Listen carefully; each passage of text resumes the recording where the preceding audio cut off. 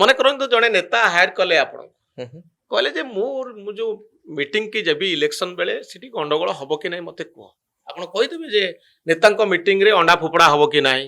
ଆମେ ଆଟଲିଷ୍ଟ ଯୋଉ ଡିଟେକ୍ସନ ଆଲର୍ଟଟା ଏବେ କରିଦେଇ ପାରିବୁ।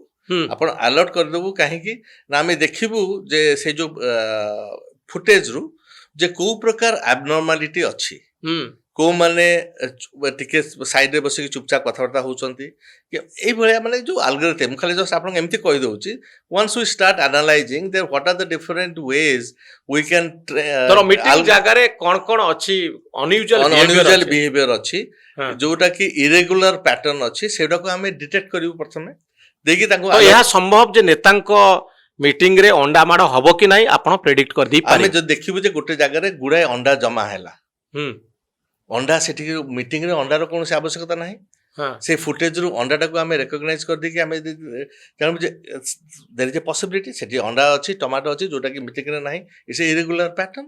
ହୁଁ। ଆପଣ ଏଇ ଯୋଉ ଜିନିଷ ଗୁଡା ଆଜ୍ଞା ମେସିନ୍ ବି ଗୋଟେ ଯେମିତି ରୋବଟ ଆପଣ ହଁ। ତାକୁ ଶିଖେଇବାକୁ ପଡିବ। ଆପଣ ଏଇ ଯୋଉ ସେଇ ଯୋଉ ଡିଟେକ୍ସନ ପାଇଁ ଆଉ ଆଲର୍ଟ ପାଇଁ ଯୋଉ ଯୋଉ ରୁଲ୍ସ, ସେ ରୁଲ୍ସଟା ଆମକୁ ଡେଭଲପ କରିବାକୁ ପଡିବ। ସେଟା ତ ହୁଁ। ସେ ମାନେ ଅଟୋମେଟିକଲି ଜାଣିପାରିବନି। ହଁ ଆମେ ତାକୁ କହିବୁ ତୁମେ ଦେଖିବ ଯଦି ଗୋଟେ ଜାଗାରେ ଏ କ୍ରାଉଡ ଭିତରେ ଅଣ୍ଡା କିମ୍ବା ଟମାଟୋ କିମ୍ବା ଏଇ ସବୁ ତ ଜିନିଷ ଆପଣଙ୍କୁ ଆସି କ୍ୟାମେରା ଲଗେଇବା ପାଇଁ ପଡିବ ସେଥିପାଇଁ। ସବୁଆଡେ security camera is the first ଯୋଉଟା କି ଡେଟା ଆପଣ କଲେକ୍ଟ କରିବ। ହୁଁ ସେଇ ଡେଟାଟାକୁ ନେଇ ଆମେ ମେସିନ ଦ୍ୱାରା ଆମେ ଆପଣଙ୍କୁ ଆଲର୍ଟ କରିବୁ, ଡିଟେକ୍ଟ କରିବୁ, ଆମେ ଆପଣଙ୍କୁ ଚେତାବନୀ ଦେଇପାରିବୁ। ଚେତାବନୀ ଦେଇପାରିବେ ଏଠି ଅଣ୍ଡା ମାଡ଼ ହେଇପାରେ, ହେଇପାରେ ଏଠି ଗଣ୍ଡଗୋଳ ହେଇପାରେ। ଯେମିତି ଆପଣ ସେ- କହିଲେ ଯେ ଗୋଟେ ସଭାରେ ଆପଣ ଅଣ୍ଡା ଗୁଡାକୁ ଦେଖିବେ କାହିଁକି, ଜଣେ ଲୋକଟେ ଅଣ୍ଡା ନେଇକି ଯାଉଛି, କଣ ତାର ପର୍ପସ କଣ, ଆପଣ ସେଇଟା ଦେଖିକିରି ଆପଣ ଆଲର୍ଟ କରିବେ ସାଙ୍ଗେ ତ ସାଙ୍ଗେ। ଆଉ କୋଉ କ୍ଷେତ୍ରରେ ଆପଣ ଏହାର ପ୍ରୟୋଗ କରିପାରିବେ। ସେଇଟା କହିଲି ଆପଣଙ୍କର ହଁ ମାନେ ସ୍କୁଲ, ଆପଣଙ୍କର ରେସିଡେନ୍ସିଆଲ ଯୋଉ କମ୍ୟୁନିଟି ଅଛି, ସେ ହୁଁ କମ୍ୟୁନିଟି ହସ୍ପିଟାଲ, ସବୁ ହସ୍ପିଟାଲରେ ରାତିରେ ରୋଗୀ ଆସୁଛନ୍ତି କିମ୍ବା ସେମାନଙ୍କର ସବୁ ଯୋଉଠି ଆପଣଙ୍କର ସିକ୍ୟୁରିଟି କ୍ୟାମେରା ରହିଲା, ହାଇୱେ ଯୋଉଠି ସିକ୍ୟୁରିଟି କ୍ୟାମେରା ରହିଲା ସେଇଠି ଆମର ପ୍ରୟୋଗ।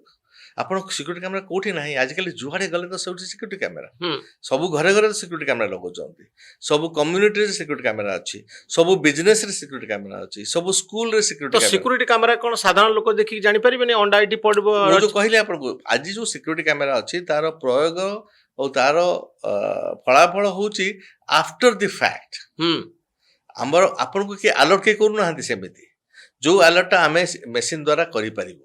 ହୁଁ ଏଇ ଯୋଉ ଅଣ୍ଡା ମାଡ଼ କଥା କହିଲେ କିମ୍ବା ଯୋଉ ପ୍ରକାର ଅନୟୁଜୁଆଲ ପ୍ୟାଟର୍ନ ଆମେ ଦେଖିକି ଆମେ କହିଦେବୁ ଯେ ଦିସ୍ ଇଜ ସମଥିଙ୍ଗ ରଙ୍ଗ, ଆପଣ ମାନେ ସେକୁ ଜଲ୍ଦି ଚେକ୍ କରନ୍ତୁ। ଆପଣଙ୍କୁ ବିଫ୍ ହବ ସେଲ୍ ଫୋନରେ ହୁଁ ଯେ ଏଇ ମନ୍ତ୍ରୀ ଆସୁଛନ୍ତି, ଏଠି ଅଣ୍ଡା ଗୁଡାଏ ଜମା ହେଇଛି, ଜଲ୍ଦି ଏଇ ଦେଖ ସେ ଅଣ୍ଡା କାହିଁକି ଅଛି। ଏଇ ସବୁ ଜିନିଷଟା ମେସିନ ଦ୍ୱାରା ଆମେ ଡିଟେକ୍ଟ କରିକି ଆଲର୍ଟ କରିବୁ। ଆଉ କୋଉ କ୍ଷେତ୍ରରେ ମନେ କରନ୍ତୁ ଓଡିଶାରେ ଗୋଟେ କମ୍ପାନୀ ଆପଣଙ୍କୁ ହାୟାର କଲା ବା ସରକାର ଆପଣଙ୍କୁ ହାୟାର କଲେ, ଆଉ କୋଉ କ୍ଷେତ୍ରରେ ଆପଣ ହେଲ୍ପ କରିପାରିବେ। ଆମେ ଏଇ ଯୋଉ ମାନେ ଇଣ୍ଡଷ୍ଟ୍ରିଆଲ ଯୋଉ ଯୋଉ ଜାଗାରେ ଆପଣଙ୍କର